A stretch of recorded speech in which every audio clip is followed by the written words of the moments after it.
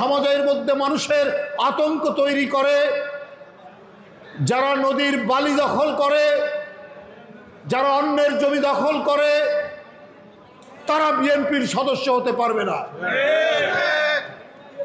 তাদের জন্য বিএনপির দরজা বন্ধ। কৃষক, শ্রমিক, রিকশাওয়ালা, ভ্যান চালক প্রত্যেকেই বিএনপির সদস্য হতে পারবে। কিন্তু হাসিনার আমলে যারা এলাকায় এলাকায় দাপট দেখিয়েছেন, যারা মানুষ হত্যা করেছেন, যারা রক্তাক্ত করেছেন জনপদের পর জনপদ, তারা বিএনপির সদস্য হতে পারবেন না। ভোট কেন্দ্রে ছিল আওয়ামী লীগের গুন্ডারা আর গরু, বাছুর, ছাগল, কুকুর, বিড়াল ছাড়া ভোট কেন্দ্রে কেউ যায়নি, ভোটাররা কেউ যায়নি। অপরাধী কয়জন থাকে?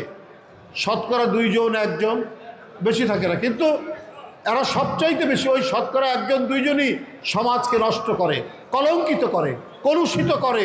সমাজের অধিকাংশ মানুষই তো ভালো, তাদেরকে উদ্বুদ্ধ করতে হবে বিএনপির পতাকা তলে আসার জন্য। হাসিনা গণতন্ত্রকে গোরস্থানে পাঠিয়েছে। মানুষের কথা বলার স্বাধীনতা নেই, মানুষের কণ্ঠের স্বাধীনতা নেই, মানুষের রাজনৈতিক দলগুলোর সভা সমাবেশ করার কোনো স্বাধীনতা নেই। এই ছিল হাসিনার পরিস্থিতি। এই ভয়াবহ পরিস্থিতি থেকে মুক্ত করার জন্য বেগম খালেদা জিয়া লড়াই করেছেন।